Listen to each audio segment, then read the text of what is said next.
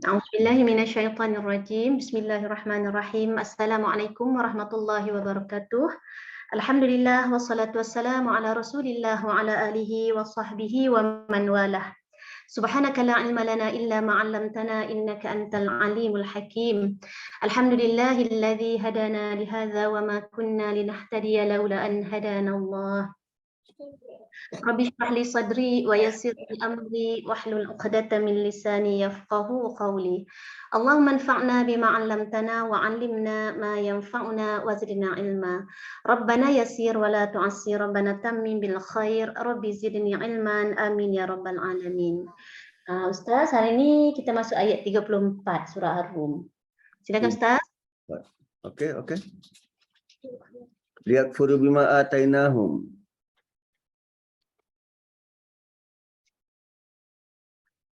Na'udzubillahi minasyaitonirrajim. Bismillahirrahmanirrahim. Alhamdulillahirabbil alamin. Salatan wa salaman ala Rasulillah wa ala alihi wa ashabi ajma'in, amma ba'd. Liyakfuru bima atainahum fatamatta'u fasawfa ta'lamun. Rabbi shrah li sadri wa yassir li amri wahlul 'uqdatam min lisani yafqahu qawli. Subhanaka la ilma lana illa ma 'allamtana innaka antal alimul hakim. Ayat sebelumnya, ayat 33 adalah tentang manusia yang ditimpa bahaya baru nak kembali kepada Allah. Sedangkan ayat 31 Allah sudah pun arahkan munibina ilaih, kembalilah kepada dia, wa aqimus salat, dan dirikan salat. Tapi sebab manusia ini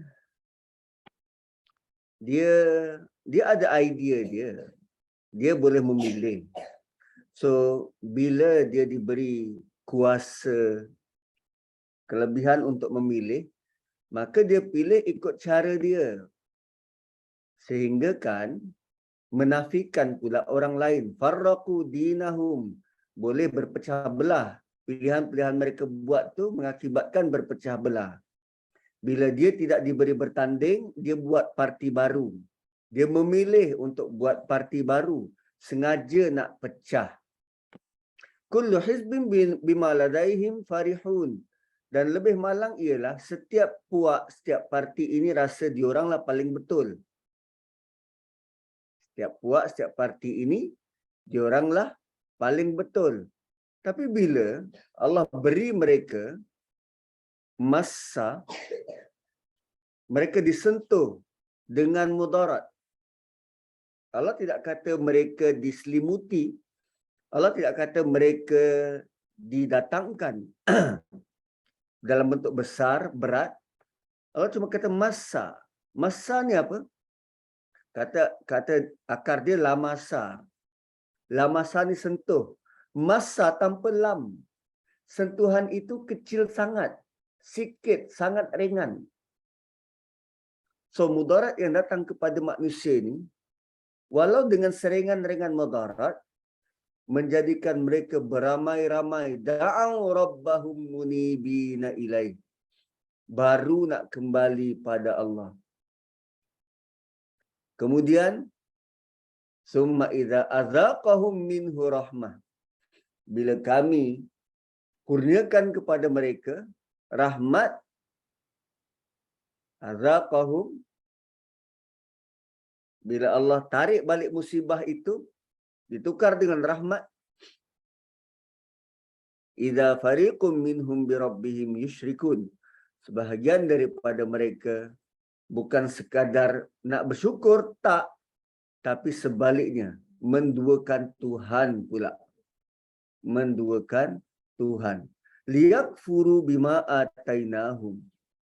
Kenapa Allah gelar mereka sebagai musyrik? Kerana mereka kufur terhadap apa yang kami beri. Apa yang Allah beri tadi? Azaqahum rahmah. Azaqahum minhu rahmah. Apa lagi Allah beri tadi? Arahan yang jelas. Munibina ilaihi wattaquhu aqimus shalah. Itu kan arahan yang jelas. So liyakfuru bima atainahum, mereka mempersekutukan Allah ataupun mereka kufur terhadap Allah, mengingkari akan rahmat Allah. Apa yang telah Allah berikan pada mereka, fatamatta'u fasawfa ta'lamun. Ini ringkasnya kita panggil istidraj. Allah sebut fatamatta'u. Seronok-seronoklah korang. Fasawfa ta'lamun. Nanti kamu akan tahu. Kalau orang Sabah, dia ada beza sebut nanti dengan nanti. Ataupun sana dengan sana. Perkataan yang ada mat, maksudnya panjang ataupun jauh. So kalau sana dengan sana, sana tu lagi jauh daripada sana. So fatamatta'u, bergembiralah, bersenang-senanglah di dunia. Fasawfa ta'lamun, nanti kamu akan tahu.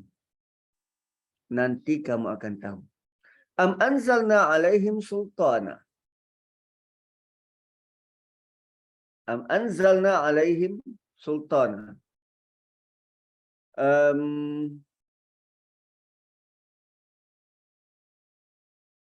Fasawfa ta'lamun. Kejap ya. Ada iltifat. Allah ubah bercakap tentang pihak ketiga kepada bercakap terus dengan musyrikin Mekah. Liyakfuru bima atainahum fatamatta'u fasawfa ta'lamun.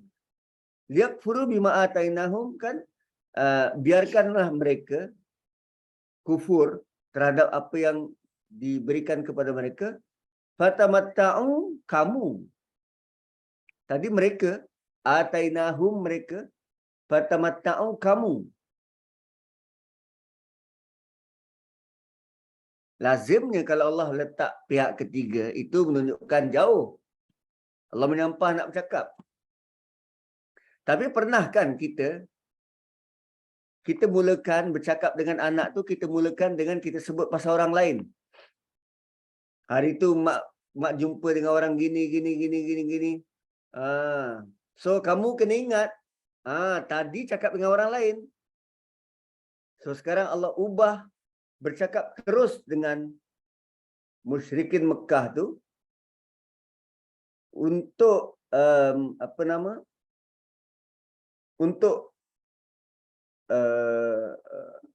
untuk apa? Dia untuk menyedarkan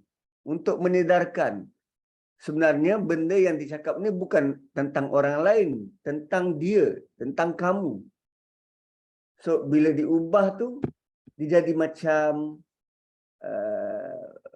memberi kejutan, kepada yang mendengar. Fatamatta'u fasawfa ta'lamun. Tiba-tiba sebut tentang kamu kan, tentang kamu. Am anzalna alaihim sultana. Atau pernahkah kami turunkan kepada mereka keterangan? Fahuwa yatakallamu bima kanu bihi yusyrikun. Lalu dia menerangkan jalan yang membolehkan mereka lakukan perbuatan syirik itu.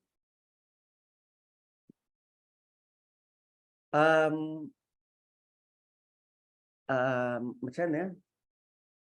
Kan manusia ni bila dia berkreatif tentang ketuhanan, lalu dia mengadakan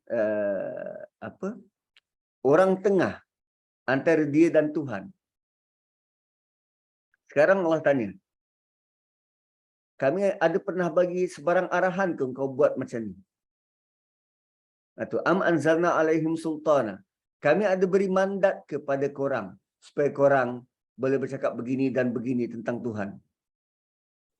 Allah perli dengan bertanya, adakah mereka dapat sebarang bukti atau ada sebarang SOP, ada sebarang buku ke, ada sebarang wahyu untuk membenarkan apa yang mereka sebut tu? Sultan tu maksudnya alasan dan bukti. Surah Kahfi juga kita jumpa perkataan sultan merujuk kepada alasan atau bukti. So Allah tanya pada mereka, adakah Allah pernah beri sebarang kebenaran, kuasa pada mereka untuk melakukan benda syirik ni? Pernah ke Nabi sebelum ini bagi tahu? Ada tak pernah dalam kitab diorang baca yang Allah telah membenarkan ada orang tengah, ada pihak ketiga antara kita dan Allah? Kan contohnya, ada yang bila dia ada problem dan masalah dia selesai, problem dia solve, dan dia kata, aku masalah aku ni boleh selesai sebab wali itu dan wali ini yang selesaikan masalah dia. Dapat dari mana tu? Itu Allah tanya, am anzalna alaihim sultana. Korang ada sebarang maklumat ke yang kami tak tahu? Korang dapat dari mana ni? Dan jika Allah tanya, jadi bila Allah tanya, ada sebarang dalil ke yang Allah ada serahkan kuasa, serahkan mandat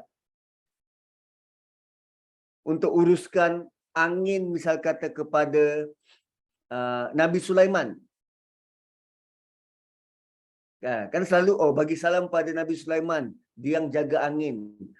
Beri salam kepada Nabi Haidir, dia yang jaga darat.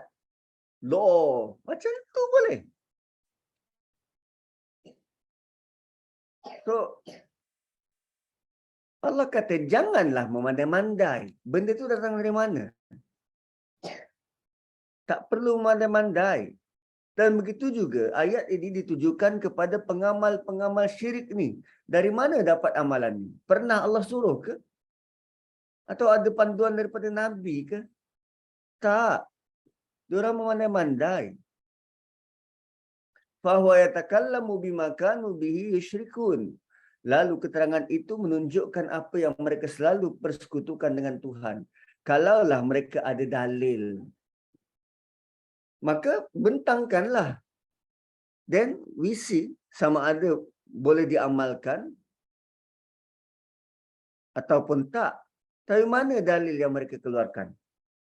Sama juga macam ada dalam kalangan kita yang cepat betul beri amalan itu dan amalan ini tanpa sebarang sandaran. Ada yang kata, okey, baca ayat 1 hingga ayat 4 surah ini, pegang dekat kepala anak tu, so nanti dia boleh lembut hati.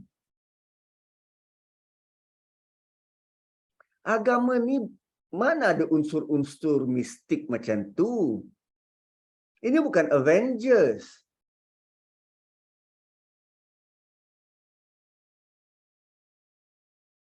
Nak lembut hati, kenal Tuhan.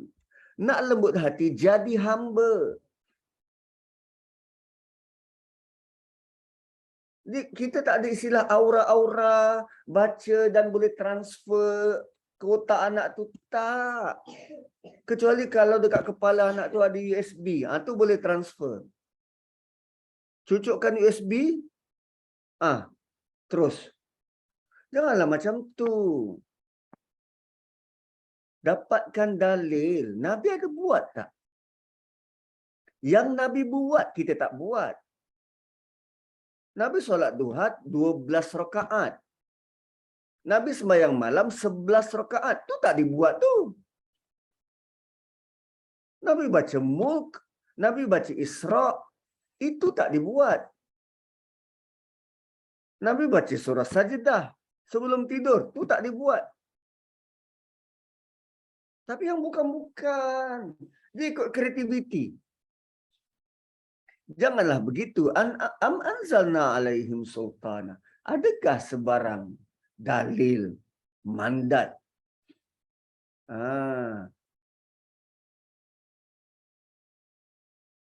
Dan ada juga bentuk begini.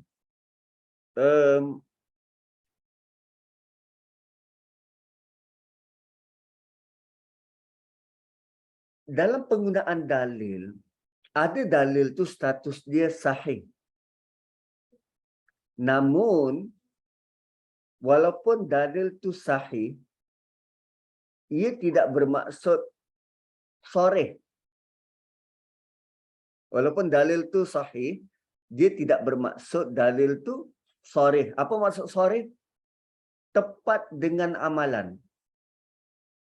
Ada dalil yang sahih tapi tidak tepat dengan amalan tu. Kalau dalil tentang puasa, tidaklah boleh nak digunakan pada amalan solat. Macam tu. Dalil tentang puasa untuk puasa je lah. So, kita tak boleh campur aduk. Okey, untuk puasa kita gunakan juga untuk solat. Tak boleh. Jadi, kadang-kala dalil yang dibawakan itu sahih. Tetapi, kalau orang baca dalil itu, tidak jadi pun sampai mengamalkan amalan mereka. Itu dalam bentuk reverse engineering. Untuk mensahihkan amalan mereka yang tidak sahih. Kerana ada manusia yang dia meletakkan apa yang dia nak tu dahulu, baru dia cari dalil macam mana nak mengiyakan amalan tu. Sepatutnya kita ambil dalil, Quran ke, hadis ke, kita berusaha macam mana nak capai standard dalil tu. Tapi kita terbalik. Kita letak satu amal kita, baru kita cari dokumen-dokumen sokongan untuk membenarkan kita buat amalan tu. Janganlah macam tu.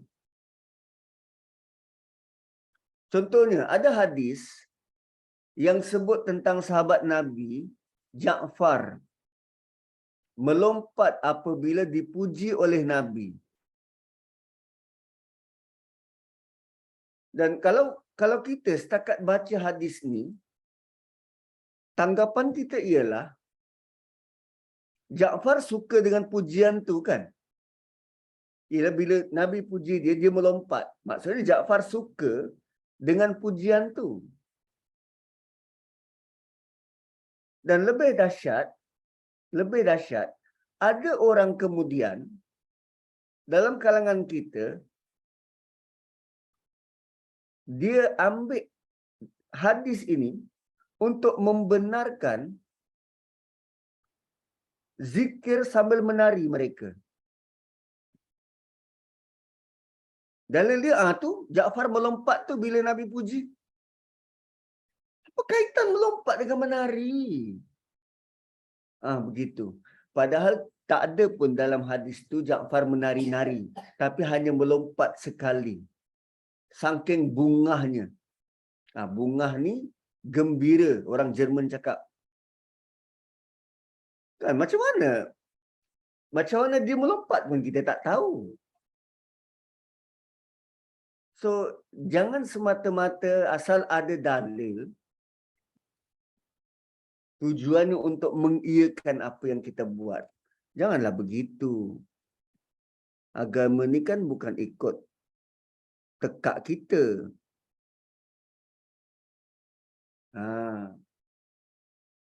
So, wa idza azaqna an-nas rahmatan farihu biha. Dan apabila kami rasakan suatu rahmat pada manusia, farihu biha, maka mereka bergembira dengannya. Siapa yang tak suka rahmat kan? Siapa tak suka nikmat? Kita bergembira. Wa in tusibuhum sayyi'ah.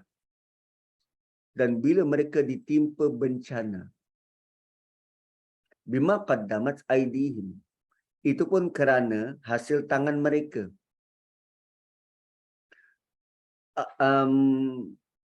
lulus loan untuk kereta baru. Allah yang luluskan gerakan hati manusia lain untuk uruskan loan dia dan loan dia lulus. Keluar pula kereta baru. Wah, kan seronok tu dapat kereta baru. Tapi bila dia pandu kereta tu macam pelesit. Dia sendiri pandu. Dia pandu macam pelesit, masuk simpang tak bagi signal, akhirnya aksiden. Bima qaddamat aidihim, dia sendiri buat. Idahum yaqnatun, tiba-tiba mereka berputus asa.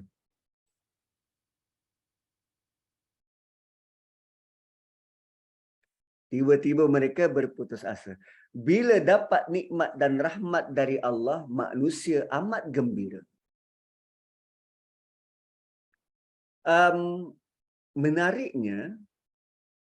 Menariknya, dia ada perkataan-perkataan yang menunjukkan gembira tapi dalam konotasi negatif. Contohnya perkataan ni farihu ni. Farihu ni gembira tapi macam Qarun.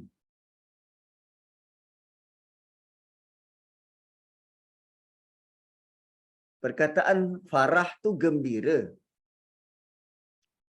Tapi gembira tu macam Qarun.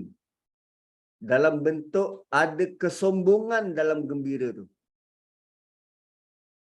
Kita kadang bagi nama anak Farah kan.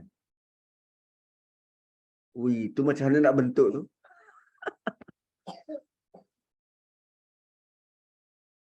So, farihu, ia suka tapi dalam bentuk sombong.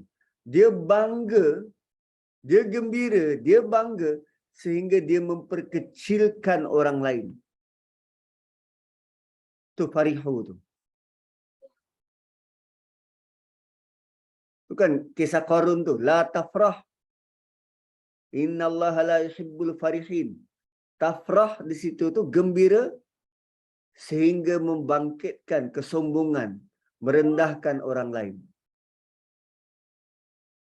Boleh je happy-happy.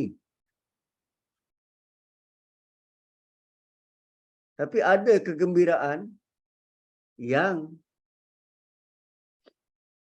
membangkitkan kesombongan dan merendahkan orang lain. 6 parti bertanding, 1 parti yang menang majoriti. Oi, dia punya sorak.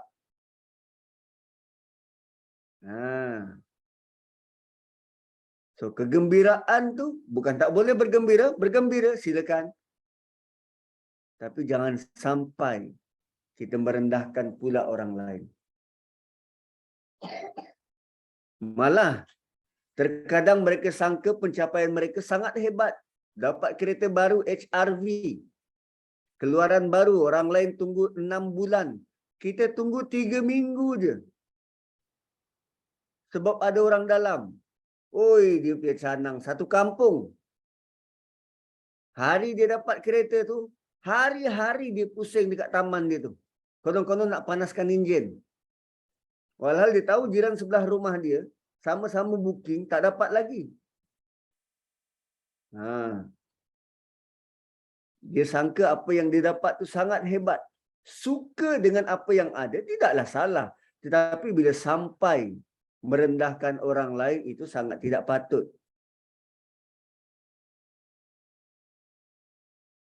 Kan surah Hud ayat 10, Allah pernah menyatakan, Zahabas sayyi'atu anni innahu lafarihun fakhur. Kalimah sama Allah guna, lafarihun fakhur. Telah hilang bencana dariku. Mereka sangat gembira lagi bangga.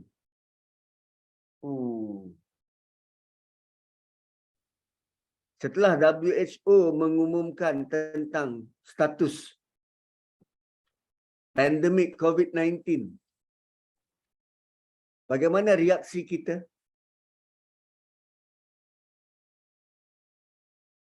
Bagaimana reaksi kita?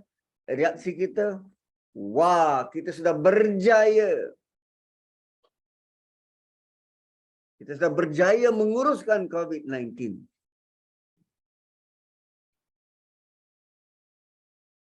So bergembiralah, tapi jangan sampai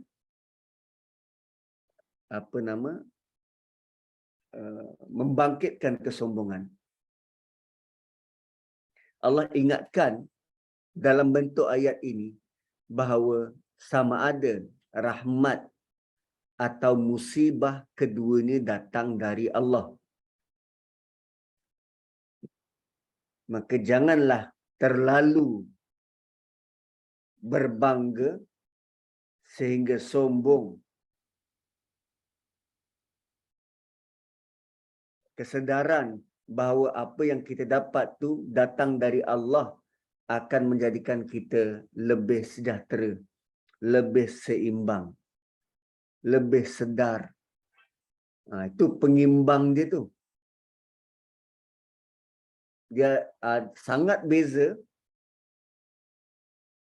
kalau kita rasa apa yang kita dapat tu kerana usaha kita berbanding kalau kita sedar yang kita dapat tu datang dari Allah. Beza. Sikap, dia akan membentuk sikap kita. Wa in tusibuhum sayyi'atun bima qaddamat aydihim.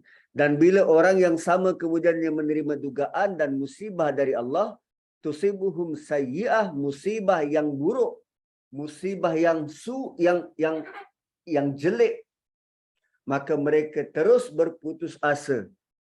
Tiada sebarang harapan. Mereka rasa sudah sangat teruk. Hidup sudah tidak berguna. Jalan lemah longlai.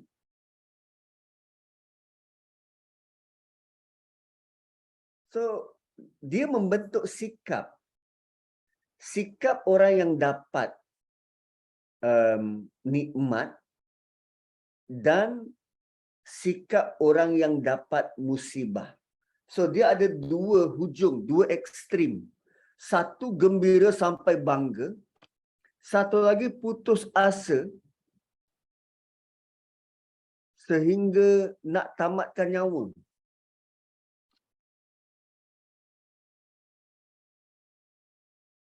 So jalan tengah dia menyedari kedua-duanya datang dari Allah.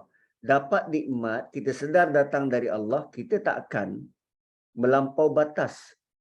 Dapat musibah yang kita sedar ini ujian dari Allah, kita tak akan berputus asa. Kita tak akan berputus asa.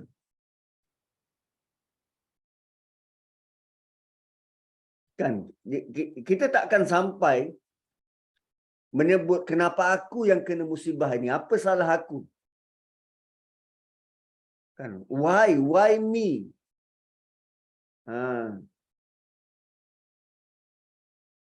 Dan sememangnya kita layak untuk diuji. Sama ada ujian itu berbentuk nikmat atau ujian itu berbentuk musibah.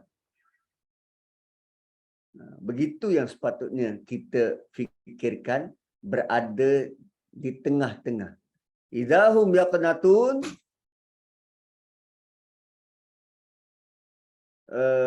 mereka langsung putus harapan. Dan sifat ini disebutkan kerana Allah nak kita terus berharap pada Allah Subhanahu wa taala. Satu lagi bentuk penafsiran tentang idahum yaqnatun. Ayat ini turun tentang musyrikin Mekah. Mereka ni kalau ada perkara-perkara kecil, mereka minta dengan perantara-perantara ni, dengan berhala-berhala dia. Dengan Lata, Uzza, Manata. Ilah-ilah yang mereka sembah ni. Kalau benda-benda kecil, minta dengan diorang punya berhala, dengan malaikat. Kan malaikat kan anak Tuhan dan sebagainya. Tapi kalau kena musibah yang besar, mereka tinggalkan ilah-ilah yang lain, terus berdoa pada Allah. So ada kategori. Kalau setakat dekat rumah tak ada gandum, kan kecil. Gandum, beras, itu diminta dengan Tuhan rezeki, berhala yang ini, berhala yang itu. Tapi tak kala mereka diserang Abraha. Apa Abu Abdul Muttalib sebut? Itu rumah Tuhan ada, dia ada penjaganya. Ingat Tuhan. Gitulah masyarakat Arab waktu tu. So Allah tak nak bentuk begitu diduakan. Kejap minta dengan Tuhan tu, kejap minta Tuhan dengan Tuhan ni. Tak patut. Sepatutnya bukan begitu. Okay. Next, awalam yarau anna Allah yabsutur rizqa liman yasha'u wa yaqdir. Ayat ini membetulkan cara masyarakat Arab, cara masyarakat Quraisy, Makkah, cara berfikir. Allah bukan sekadar menciptakan. Allah juga yabsutu. Basata ni bentang, lapang, stretch, basata. Kat mana lagi kita jumpa perkataan basata ni?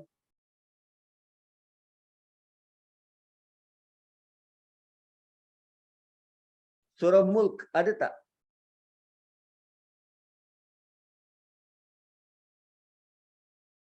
Yang burung-burung terbang tu apa? Apa ayatnya tu? Awalam tu Ustaz. Awalam yarau ila at-tayri fawqahum saffat. Yang tu lah.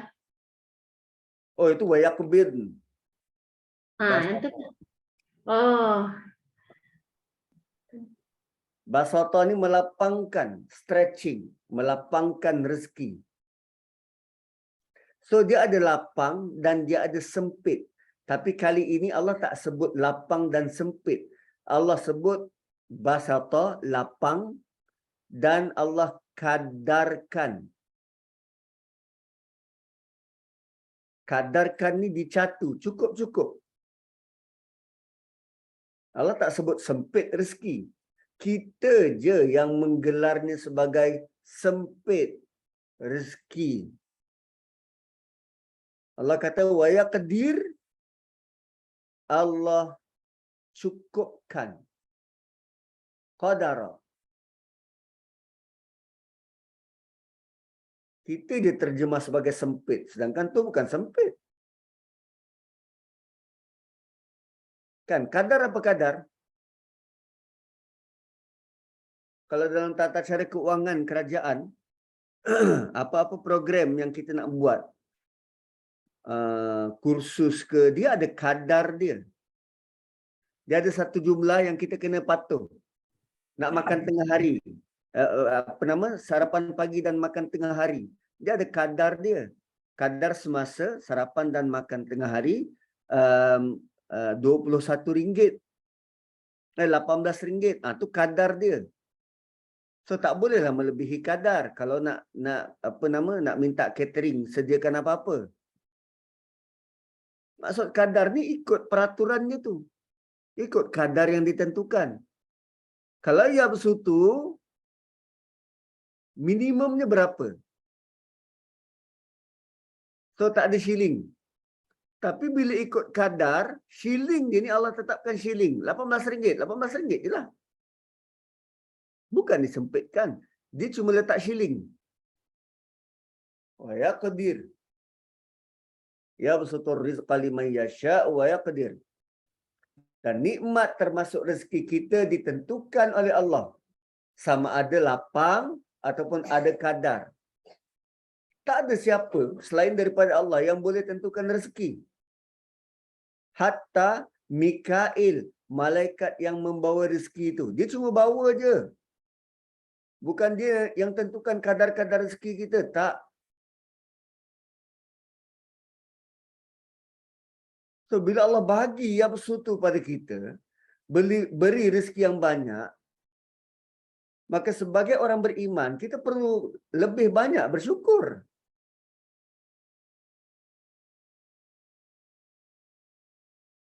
So, sama ada rezeki itu diberi banyak atau dikadarkan, diberi cukup-cukup, keduanya merupakan ujian, cubaan. diberi rezeki banyak, itu bukan anugerah.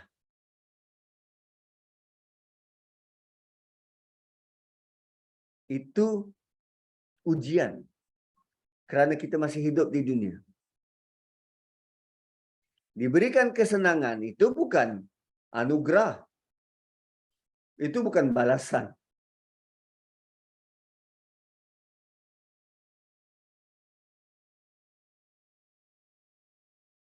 Sebab ramai yang memahami kalau dikatakan sempit rezeki itu sebagai cubaan.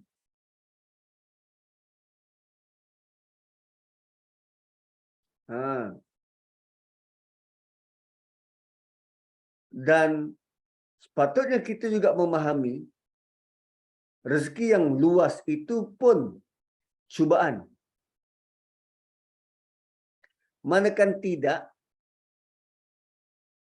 ada peniaga kosmetik. Dia merungut tentang kereta Lamborghini dia. Boleh masuk 2 juta je, tak besar. Dia punya bonet depan tu tak besar. Boleh masuk 2 juta je.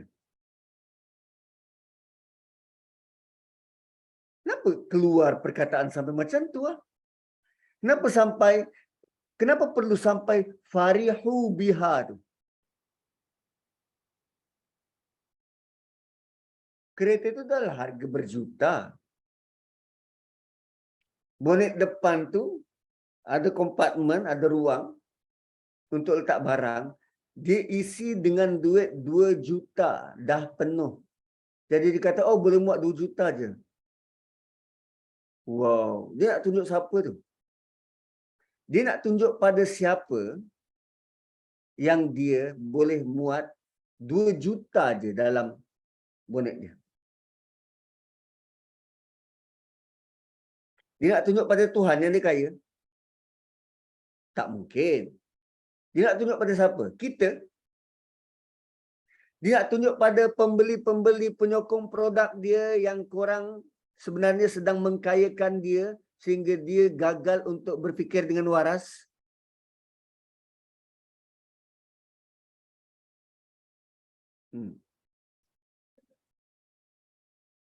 Dia sedang diberi nikmat. Tak, kita punya istilah yang perlu dibetulkan. Dia sedang diuji dengan nikmat, bukan diberi. Dia sedang diuji dengan nikmat, hasilnya dia sombong. Ada orang diuji dengan tusibuhum sayyi'ah, dengan satu yang buruk, dia berputus asa. So ni Allah letak spesifik. Awalam yarau anna Allah yabsutur rizqa liman yasha'u wa yaqdir.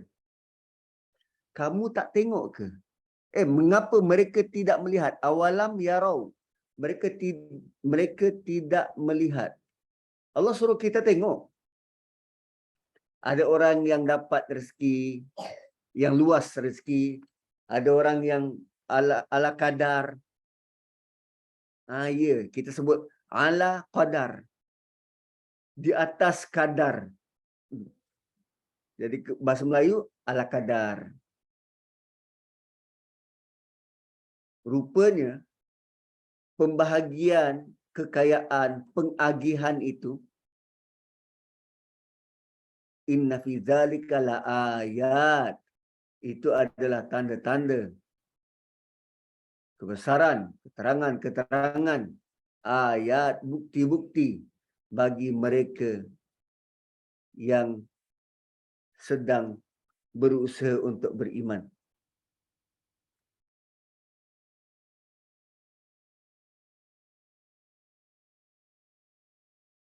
So, bila kita sedar yang Allah sahaja mengawal segala pemberian rezeki, maka sedarlah kita Allah berkuasa penuh dalam segala hal. Dan kita tak ada apa-apa kuasa melainkan mengharap kepada Allah Ta'ala sahaja. So, melihat orang susah dan orang senang hidup dia, susah dan senang itu ikut kita punya pertimbangan lah. Rupanya di situ ada ayat-ayat yang kita perlu lihat. Kan lalu pavilion, tengok kedai-kedai barangan mewah. Allah tidak suruh kita menjauhi, Allah suruh kita tengok. Tengok bagaimana Allah kurniakan, Allah berikan lapang dan atas kadarnya.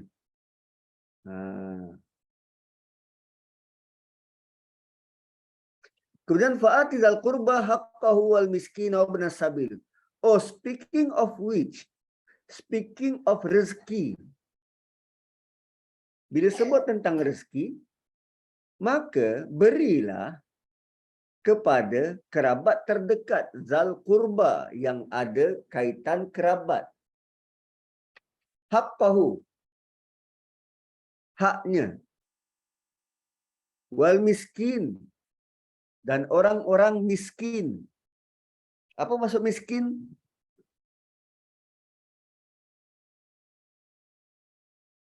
Kita terjemah miskin sebagai miskin. Lepas tu bila tanya, miskin tu apa? Miskin lah Ustaz. Miskin apa? Miskin ni gabungan kata masaka dan sakana. Keperluan tak mencukupi ke Ustaz?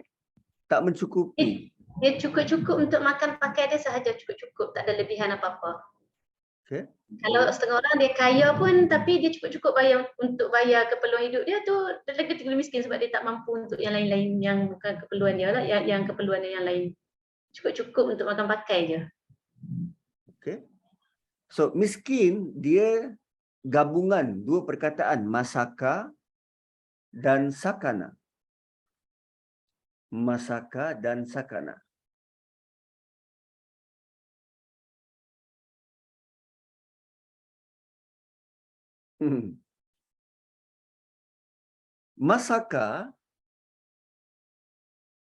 Masaka ni tertahan. Sakana menetap, tempat tinggal. Nun sakinah, nun mati kan? Dia menetap di situ. So miskin adalah orang yang dia tak banyak option. Dia stuck, dia stranded di situ. Itu yang kita gelar sebagai cukup-cukup. Dia tak boleh gerak dah. Gaji dan komitmen sama. Dia tak ada lebih, tak ada kurang. Dia ngam-ngam. Gaji 20,000, anak 8 orang. Semua sekolah. Dia ngam-ngam, tight. Itu tight, miskin. Sama juga dengan orang yang dalam keberhutangan yang tinggi. Itu miskin. So bukan sahaja dia tak boleh nak makan, komitmen dia tu yang mengekang. Dia nak sulung, mak bapak susah, dapat kerja, tapi duit gajinya tu untuk bantu adik-beradik yang masih bersekolah. Itu miskin.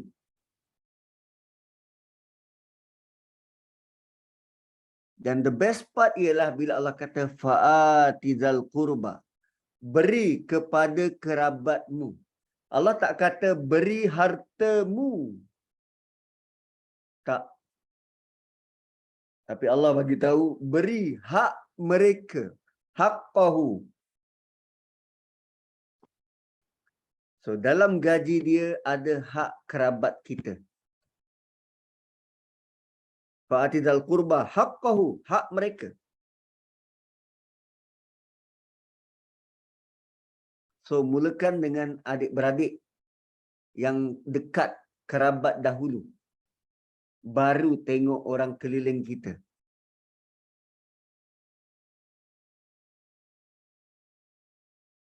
So kita mungkin lapang harta, tapi bukan semuanya milik kita. Bukan semuanya hak kita. Kerana ada yang Allah beri kepada kita untuk kita salurkan pada orang lain. Kita mungkin jadi orang tengah je. Maka jangan sampai kita pegang rapat erat, pegang kemas harta tu, menyangkakan, oh ini semua saya punya. Tidak begitu.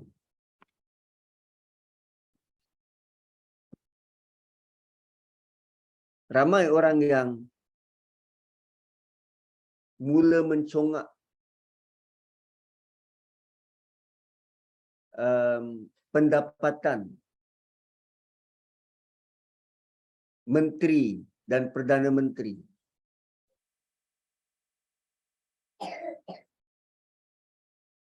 Dengan dia dapat gaji dan allowance, dalam masa yang sama dia pergi ke mana-mana tol free, minyak free, dan seolah-olah gaji dan allowance-nya tak berusik. Hari-hari orang panggil datang untuk rasmi itu dan ini. Suatu majlis perasmian tu makan-makan. Gaji dia tak berusik.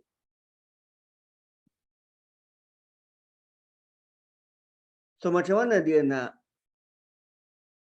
memperjuangkan sesuatu dengan serius?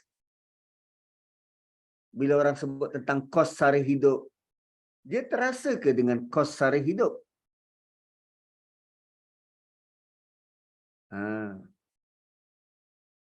So bila Allah kata fa'atizal qurba haqqahu, kepada pemimpin, siapa yang karib dengan dia? Sepatutnya dia menjadikan rakyat, daerah yang dia wakili, parlimen yang dia wakili sebagai karib. Berilah hak mereka dahulu. Tapi berapa kali dah Dewan Rakyat meluluskan kenaikan gaji ahli parlimen tanpa sebarang bangkangan. Setuju, semua setuju. Fa'atidal qurba haqqahu wal miskin wa ibnas sabil. Siapa Ibnu Sabil? Gelandangan. Anak di jalanan. Ibnu anak as-sabil dalam perjalanan. Orang musafir. Pelajar-pelajar yang jauh dari mak bapak. Satu orang Melayu bila berkaitan dengan zal qurba, dia bukan sekadar melihat circle adik-beradik dia, tapi dia lihat rumah yang dekat dengan dia, jiran-jiran, berganti kuih, berjamaah di masjid. Satu masyarakat kita ni dia sangat prihatin kalau dahulunya dia tahu siapa orang luar yang baru masuk. Dia tahu kalau orang tu baru dan perlukan bantuan dan pertolongan. Sebab tempat mereka berkumpul di mana? Di surau, di masjid kalau dahulu. Kalau sekarang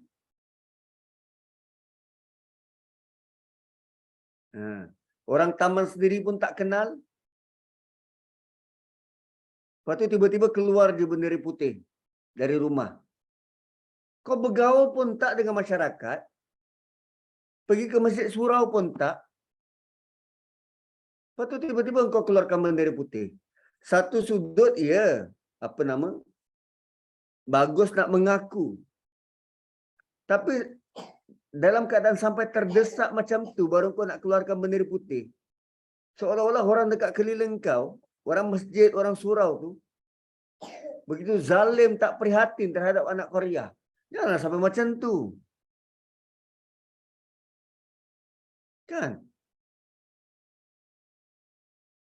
Kalaulah dia melazimi pergi ke masjid surau, berkenalan dengan Tok Sia, Tok Imam, jawatan kuasa masjid,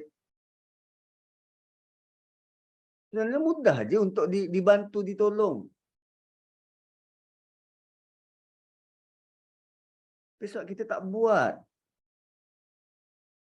Zalika khairul lil ladzina yuriduna wajha Allah. Dan lebih menakjubkan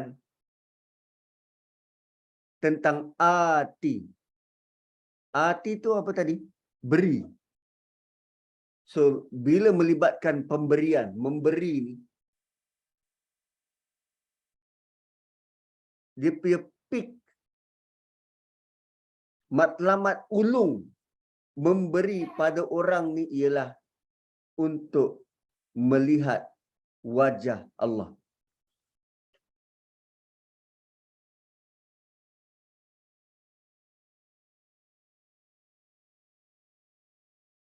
Kenapa wajah Allah? Dia berkaitan dengan redha Allah. Digunakan wajah kerana wajahlah yang menampakkan kegembiraan dan keredaan kita. Bayangkan Allah sedang membuat dua perbandingan.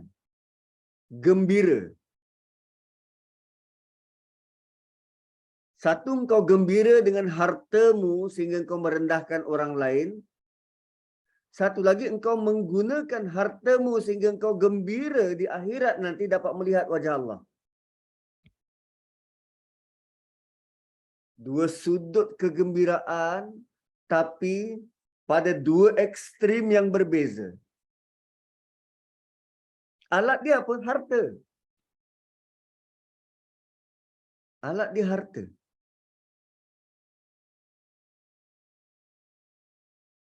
Dan Allah tutup ayat 38 dengan wa ulaika humul muflihun.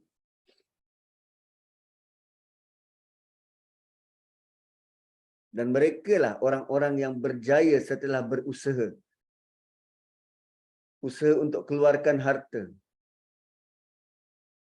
Benda ni susah tuan-puan, susah. Susah dan sukar. Bila kita diuji dengan harta, dengan ada lebih, kita pun berkobar-kobar. Oh, nak bantulah, nak bantu. Lalu kita pilih satu individu ke satu keluarga untuk bantu. So, bulan ni, kita merancang ni. Bulan ni nak bagi sekian banyak. 100 misal kata. Lepas tu kita mention dekat ahli keluarga tu, okay, kalau ada apa-apa nanti minta lagi. Selang 2 hari dia minta lagi. Kita bagi lagi. Tak sampai 2 hari dia minta lagi. Kita bagi lagi. Last kali bila kira-kira bulan tu je beribu dah kita bagi pada keluarga tu. Lepas tu kita fikir, ewah, dia ni betul ke? Atau langsung tak boleh nak usaha ke? Atau macam mana ke? Teruk sangat ke hidup kau ni? Nampak tak syaitan sudah cucuk? Asalnya kita nak ni. Yuriduna wajh Allah. Khairul lil ladzina yuriduna wajh Allah. So Allah datangkan pula ujian bentuk consistently orang tu minta dan minta dan minta. Kau betul-betul nak ke wajah Tuhan ni? Kau betul nak ke? Kau boleh ke bagi? Kau betul nak ke? Ui, susah. Susah. Dia ibu tunggal minta tolong belikan motor. Sementara tu suruh dia naik Grab.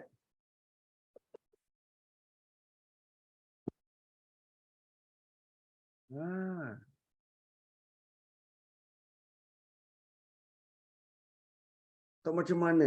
Nak bantu ke tak? Atau macam mana? Kalau bantu dalam kapasiti kita tu atau macam mana? Oi. So rupanya yuriduna wajh Allah ni, yuriduna ni. Yuriduna kan fa'il mudhari continuous. So dalam hati ni kena sering perbaharui. Aku memang nak wajah Allah. Aku memang nak wajah Allah. Dia bukan one off. Niat tu berkali-kali, berulang kali kena pasakkan dalam diri yang kita memang nak, memang nak. Itulah jadi motivasi kita untuk kekal memberi dan memberi. Sebab kebahagiaannya itu, kegembiraannya itu bukan sekarang, bukan sekarang.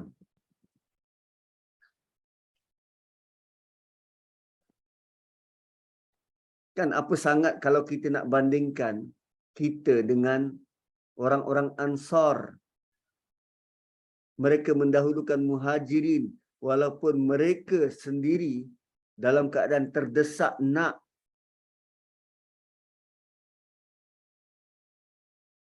Kau betul-betul nak ke wajah Allah ni? Dia ni berharga. Dan harga dia ni, kau kena prepare dengan harga yang setimpal. Kau akan diuji sehingga kau boleh kata, ya aku rasa aku tak bahagia.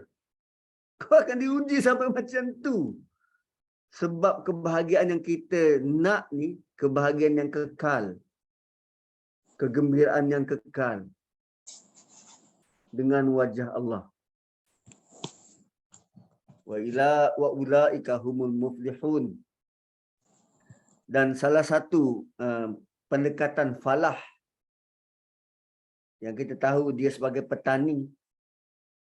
Petani selain daripada dia tanam tanaman, petani juga bertindak untuk mencantas rumput-rumput yang tumbuh bersama. So, bila kita memberi, akan ada bisikan-bisikan yang kata, tak berbaloi kau tolong dia ni. Tak berbaloi kau tolong. Dia ni macam menyusahkan kau. Dia ni macam ambil kesempatan ni dari kau. Itu lalang-lalang yang tumbuh bersama dengan pokok iman yang kita sedang nak suburkan. Cantas saja lalang-lalang tu. Beri saja. Sebab kita beri bukan nak orang tu balas. Kita beri sebab kita nak wajah Allah.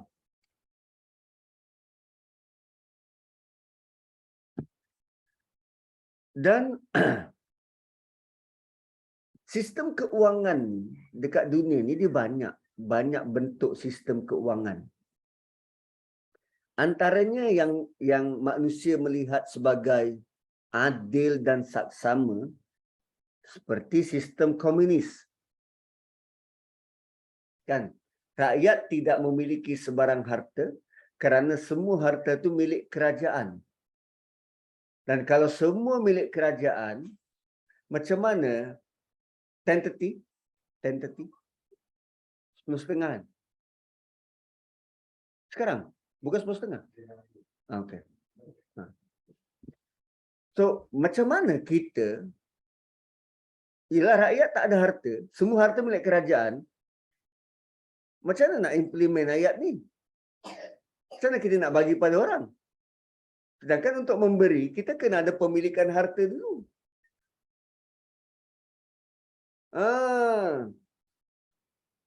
So, tu yang bila difikir, sistem yang macam tu, dia tak valid lah. Kalau kita nak jalankan benda ni. Kan komunis kan, dia berpusat. Semua orang dapat kekayaan yang sama. So, tu bila Allah uji dengan diluaskan rezeki dan ada yang dikadarkan, tujuannya untuk engkau nak gembira tak? Kau nak tak gembira? Sebab sama ada kita punya rezeki itu luas atau rezeki kita cukup-cukup, kadar, dikadarkan, kau nak tak? Masih nak memberi atau tidak? Sebab atizal qurba bukan hanya tertakluk kepada yang rezekinya luas. Kau nak tak memberi? Zalika khairul lilladina yuriduna wajhallah. Ulaika humul muflihun. Dan itulah itulah lambang kejayaan sebenar. Wah, itulah lambang kepada berjayanya seseorang. Kemudian wama atainahum wama ataitum. Wama ataitum mir ribal liyarbu fi amwalin nas fala yarbu indallah wama ataitum min zakatin turiduna wajhallah faulaika humul mud'ifun. Riba maksudnya tambahan. Riba maksudnya harta yang bertambah. Suatu pemberian atau tambahan yang kamu berikan supaya bertambah kembang dalam pusingan harta itu tidaklah sekali-kali diiktiraf sebagai berkembang di sisi Allah. Kita melihat harta itu berkembang. Tapi Allah tidak iktiraf itu sebagai berkembang. Allah melihat itu sebagai apa? Penindasan. Penindasan. Saya pernah waktu jadi LO Hakim hari itu, saya jadi LO kepada Hakim dari Pahang. Hakim dari Pahang. Di sini tu pengalaman dia dengan YDPA, dengan Agong, dengan Permaisuri. So, diorang punya cara menyoal ni spontan dan dia tak nak jawapan panjang berjela. Dia cuma nak jawapan yang pendek dan precise. Dia pernah tanya, Ustaz, ngapa judi itu haram? Kenapa judi itu haram? So, dalam masa yang singkat, tengah berjalan turun daripada kereta, berjalan nak masuk dewan. Dia tanya waktu tu, kenapa judi itu haram? Wow. Apa nak jawab? Sebab ada dalam Quran. Takkan jawab macam tu depan Permaisuri. So, jawapan ringkas dan singkat ialah penindasan, tuanku. Judi itu menindas. Penipuan, penindasan, sama macam riba. Riba ni Allah tidak melihat dia sebagai berkembang. Kita je melihat sebagai berkembang sebab kita yang mengamalkan. Orang yang dikenakan riba, dia rasa tertindas. Aku pinjam 100, takkan kena bayar 115. Aku ditindas. Walau macam mana pun alasan. Tak. Malah harta itu bukan harta engkau. Amwalin nas, harta orang lain. Fala yarbu indallah, itu bukan berkembang. Itu penindasan. Wa ma ataitum min zakat. Dan sebaliknya suatu pemberian sedekah yang kamu berikan, zakat yang kamu berikan, turiduna wajhallah, yang kamu benar-benar nakkan wajah Allah, faulaika humul mud'ifun, itu yang berganda. Rupanya konsep berganda di sisi manusia ialah bila dia melihat apa yang dia ada tu berganda. Tetapi konsep berganda di sisi Allah ialah bila apa yang kita beri itu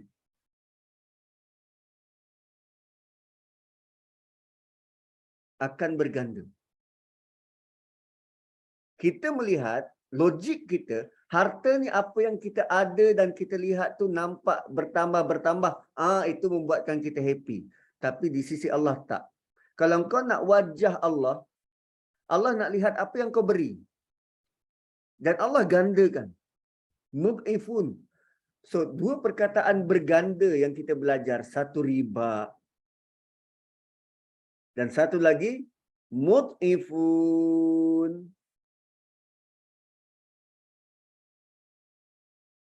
Mud'ifun isim maf'ul.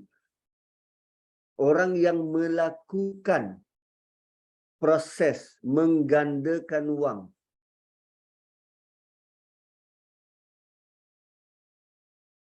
Ada sebuah hadis, wa ma tasaddaqa ahadun bi adli tamratin min kasbin tayyib illa akhadhaha ar-rahmanu bi yaminihi fayurabbiha li sahibiha kama yurabbi ahadukum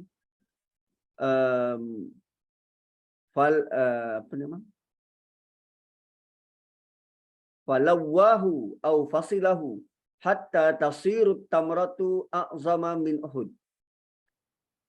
Tidaklah seorang sedekahkan sesuatu yang seperti sebiji kurma dari hasil yang halal, melainkan Allah Ar-Rahman menerimanya dengan tangan kanannya. Lalu Allah kembangkannya untuk pemiliknya, sebagaimana seseorang di antara kalian memelihara anak kuda atau anak unta.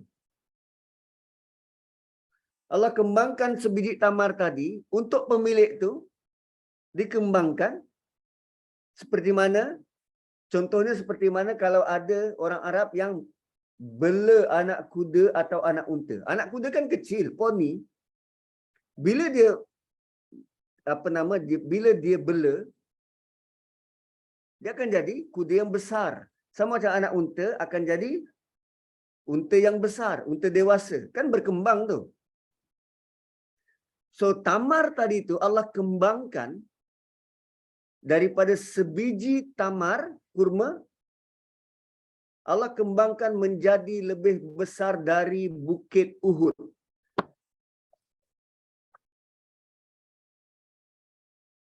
Berapa kali ganda?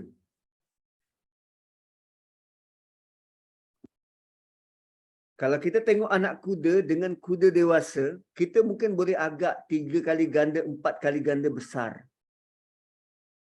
Tapi kalau kita bawa sebiji kurma di kaki bukit Uhud, letak kurma, kira berapa kali ganda?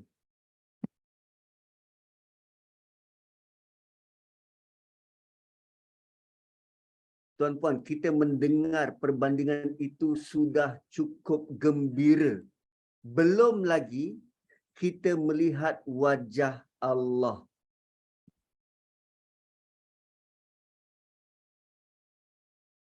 Oi, gila. Oi, dahsyat.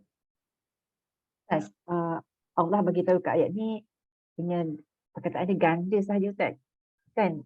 Ganda pada persepsi kita, ganda tu okay, sebab kali ganda, 3 kali ganda. Tapi bila Ustaz baca hadis tu, barulah faham. Baru kita tahulah yang gandaan Allah tu infinity lah, Ustaz. Kita janganlah maksudnya kalau kat Syeda pun duk anggap pun macam tu, ganda je, Ustaz. Kalau ganda kita pun paling kuat pun 3-4 kali ganda je, Ustaz. Tapi sebenarnya ganda Allah tu kan ya Allah. Memang tak ada tandingan lah sebenarnya. Tak usah fikir gandaan Allah tu macam mana sebenarnya kan.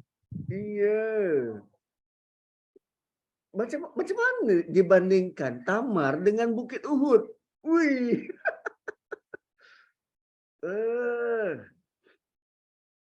Dan kalau kata yang Allah kata gandaan satu tangkai menumbuhkan biji benih menumbuhkan 2 tangkai beratus-ratus, itu pun dah tak boleh nak bilang, kita tak boleh nak bilang kan, banyak infinity. Dan walaupun Allah kata Allah bagi bandingan tu kita nampak kecil, tapi sisi Allah tu sebenarnya sangat besar. Kita tak boleh bilang. Wih, dahsyatlah. Dahsyat. Cuma dalam ayat ni Allah ada sebut tentang wa ma ataitum min zakatin. Okay, zakatin satu kita artikan sebagai zakat. Yang kedua, harta itu adalah harta yang baik diperolehi dengan cara yang baik. So ada orang Yang dia terima harta syubhah ke rasuah ke, dia sedekah. Okey, itu tidak termasuk. So Allah kata zakat ini. Harta yang bersih. Kenapa Allah tidak sebut sedekah? Kenapa sebut zakat? Sebab ada nilai suci di situ. Nilai suci pada harta.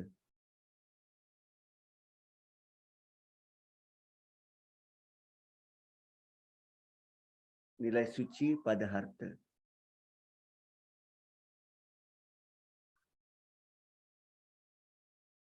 So, dua ayat ni 38 atizal kurba, 39 ataitum, kedua-dua menggunakan ati dan ata, beri. Dan dalam 39 juga ada wama ataitum. So ada 3 bentuk beri, 3 bentuk pemberian. Berkaitan dengan harta ada 3 bentuk pemberian. Ati zal qurba, ataitu mir riba, dan ataitu min zakatin.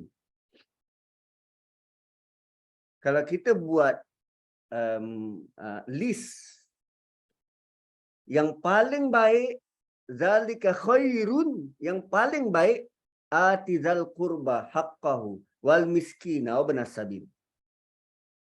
Itu level pemberian paling baik.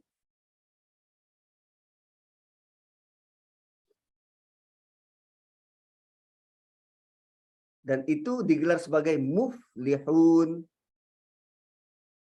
Muflihun, berjaya. Kenapa berjaya? Sebab kita sedang berperang dengan, ini aku punya, ini aku punya. Kan? Kita berperang dengan tu. Dengan pemilikan, ini aku punya, takkan nak bagi pada adik-beradik aku. Tu. Muflihun. So, level kedua, yang tidak kurang baiknya, adalah zakat. Dan Allah janji, Allah ganda. Kalau di atas, berjaya. Kalau di bawah, mud'if pun ganda. Allah ganda.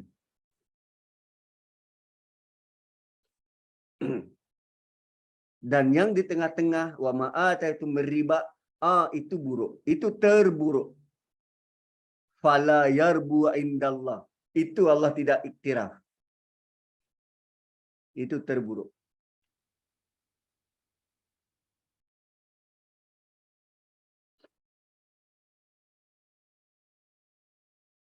Dan kenapa riba? Kenapa riba dilihat sebagai penindasan? Kalau bank negara, kalau sebuah bank, dia keluarkan RM1. RM1 untuk orang boleh pinjam. Kalau bank negara keluarkan RM1 untuk orang boleh pinjam, maka orang yang pinjam RM1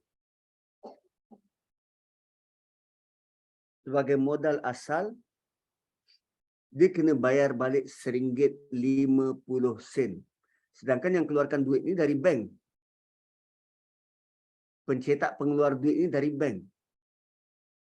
RM1 dia bayar modal, baki 50 sen tu riba. Dan 50 sen ni mana ada dalam pasaran sebab asalnya RM1. Nak tak nak orang tu kena pinjam yang kali kedua untuk bayar 50 sen beserta dengan hutang baru. Itu riba. Dan sistem ini dipelopori oleh Yahudi. Dan dalam masa yang sama Yahudi tak pun mengamalkan riba. Menarik kan? Diorang punya taat, diorang tak amalkan riba. Tapi dia galakkan orang lain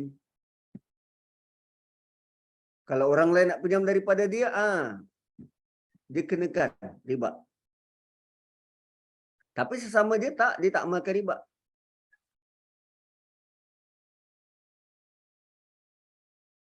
So tak mungkin hutang-hutang kita boleh dibayar termasuk interest. Interest tu riba.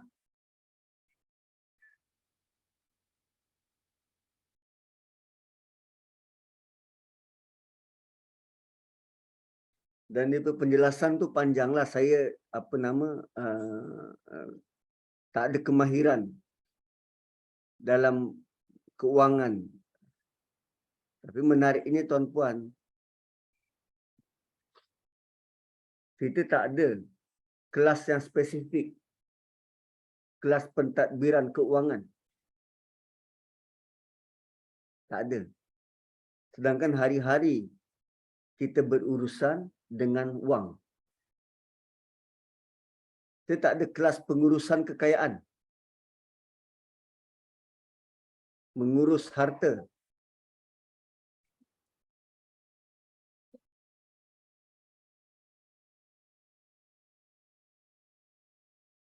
Kita tak ada kelas yang macam tu. Dan kadang kalaupun kita nak buat kelas, kita tak tahu siapa yang boleh beri nasihat tentang nak menguruskan keuangan. Fiqh muamalat ni kan besar. Okey, katalah anak kita nak kahwin dengan pasangan dia. So nak memulakan hidup ni, apa yang perlu diuruskan dulu? Buat pinjaman kereta, buat pinjaman rumah, gaji bulan-bulan macam mana? Yang tu nak menguruskan duit tu. Dapat gaji, apa perlu dibuat? Dapat lebih, so kena buat pinjaman baru atau macam mana? Beli kereta tu kena bayar cash ke atau macam mana? Saya ada seorang kakak ipar yang dia sangat particular tentang duit ni, tentang pengurusan duit. Dia kata ada kalanya untuk kita beli sesuatu, lebih untung kita guna credit card berbanding kita bayar cash. Tu. So, ilmu yang macam tu yang kita nak. Dia akan kira setiap sen. Okey, dalam tempoh macam ni, berapa bayar? Berapa kali bayar? Berapa kali bayar baru dapat untung? Berbanding kalau kita bayar cash. Ui. So, rupanya ada orang yang hands on terhadap macam nak hidup guna duit ni. Pengurusan keuangan tu. Kalau muamalat, dia dalam bentuk konteks yang lebih besar, lebih luas. Baik bersamaan ajil, tentang syarikat, tentang hukum hakam dalam bidang keuangan. Tapi nak menguruskan duit. Kalau anak kita 5 orang, setiap seorang kita bagi 100. Macam mana setiap seorang ni belanjakan 100 tu? Yang tu kita nak tahu tu. Saya 3 orang anak, 2 orang yang besar tu diberi setiap hari RM2. Sekarang ni up sikit, RM4 pagi, RM2 pagi, RM2 petang. Yang nombor 2, dalam tempoh sebulan, 2 bulan, dia boleh simpan RM20. Sedangkan kakak dia, tak ada simpanan pun. Mengurus tu yang kita nak tu. Dua-dua dapat modal yang sama, tapi macam mana nak mengurus tu? Ui, lain. So, dia ada set of skill yang kita perlu tahu, ambil tahu, dan kita implement. Lain. Kan saya buat kelas macam ni, so ada orang beri sumbangan. So, macam mana dengan wang sumbangan ni? Nak kena habiskan, buat komitmen baru, beli velfire. So, sebab saya tahu, okey, sumbangan daripada orang ni begini punya banyak, kena laburkan ke kereta baru? Atau macam mana? So, perancangan itu yang perlu tu. Sebab berkaitan dengan harta, Allah Subhanahu Wa Taala bincangkan secara sangat detail dalam Quran tentang harta. Terutamanya dalam suratul Baqarah tentang wang, tentang harta. Dan benda ni bukan kecil anak. Benda ni lah ada orang boleh terjun bangunan. Tentang harta ni boleh gaduh adik-beradik. Tentang harta ni dunia boleh perang. Allah detailkan dalam Quran. Pembahagian harta 1/3, 1/6, 1/8. Itu ingat main-main ke? Kes Tan Sri JJ meninggal. Sampai sekarang urusan keluarga dia tak settle lagi tu. Isteri dia tuntut, mak dia tuntut, adik-beradik dia tuntut. Harta berbilion.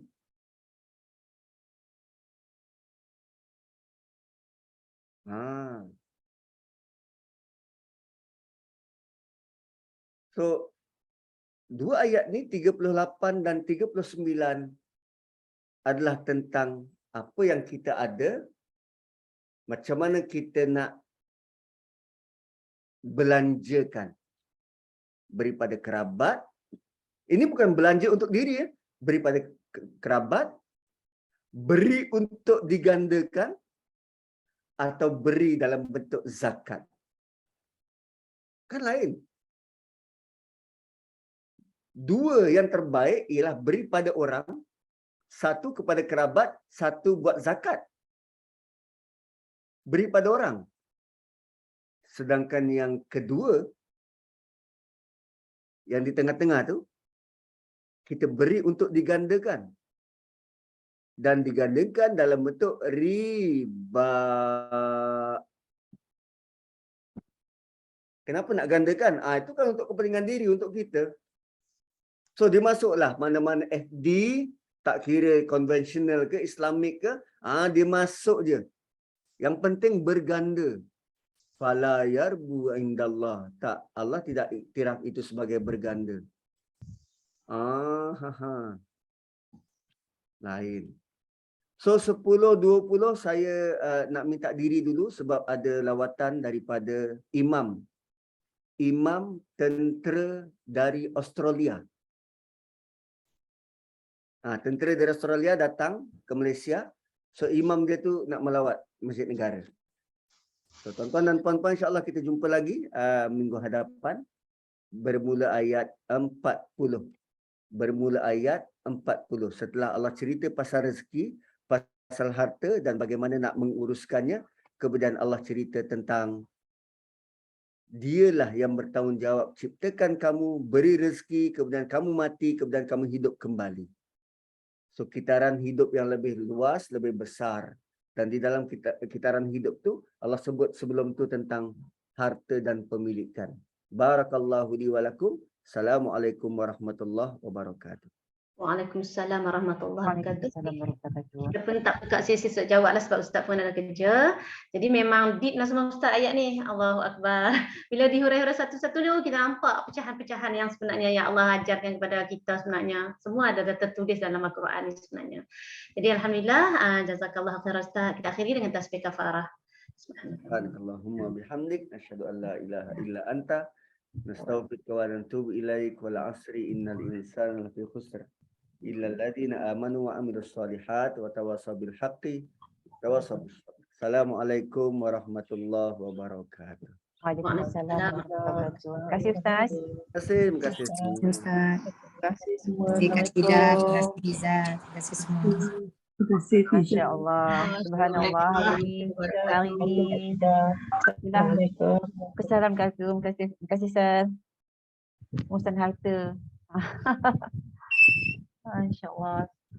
InsyaAllah kita jumpa lagi besok. Besok tak ada kelas. Hari Jumaat kita ada kelas Ustaz Syahmi lah. Tadabbur surah. Tadabbur, mungkin tadabbur Asma'ul Husna. Dan minta Ustaz, tapi Ustaz tak bagi pesan lagi sama ada nak pilih tajuk kita ataupun tak bagi tajuk ya. So kan Ustaz Mustafa dah kan? Kak Syida. Dia minggu kedua. Satu Ada? tiga dia. Dua empat. Tak rasa tiga. Kan mula-mula kita minta 1-3. Lepas tu Ustaz kata 2-4.